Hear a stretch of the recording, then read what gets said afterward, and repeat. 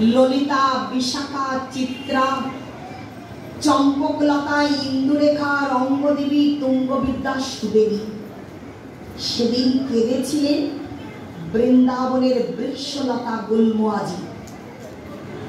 কথাগুলো শ্রবণ করলে আমরা রোমাঞ্চিত হয়ে যাব।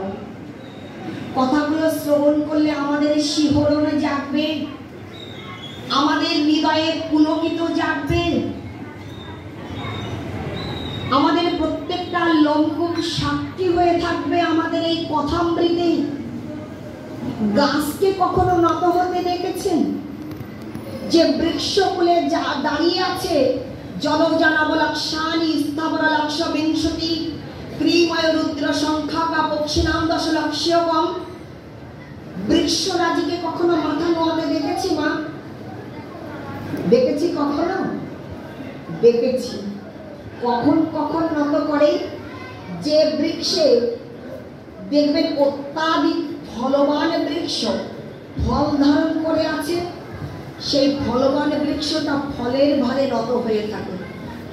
যে বৃক্ষ মানে তো গাছ, যে গাছে অনেক প্রস্ফুটিত পুষ্পরাজি শোভাবর্ধন করে সুবাস বিকিরণ করে চলেছে, পরিবেশন করে চলেছে, অর্থাৎ যে গাছে অনেক ফুল ধারণ করে আছে, ফুল ধরেছে, সেই ফুল ধারণকৃত বৃক্ষটা ফুলের ভারে নত হয়ে থাকে।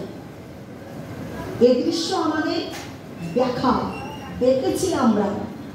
কিন্তু বৃন্দাবনে যেদিন কৃষ্ণচন্দ্রকে অক্রূর কাকাশ্রী রথে আরোহণ করিয়ে মথুরা নরেশের নির্দেশ ধার্য করে মথুরা মণ্ডলে নিয়ে যাচ্ছিলেন, সেদিন কৃষ্ণচন্দ্রকে বিদায় জানাতে বৃন্দাবনের প্রত্যেকটা বৃহৎ, অতি বৃহৎ, ছোট ছোট নয়, বৃহৎ অতি বৃহৎ বৃক্ষগণ তারা মাথা নত করে দিয়ে কৃষ্ণচন্দ্রের চরণে প্রণিপাত জ্ঞাপন করে বিদায় জানাননি, শুভাগমন বার্তা জানিয়েছিলেন যে কৃষ্ণ আজকে তুমি যাচ্ছ ঠিকই, তবে তোমার ফিরে আসার প্রতীক্ষায় অপেক্ষমান হয়ে প্রহরী গুনব যে কবে তুমি আবার ব্রজমণ্ডলে ফিরে আসবে।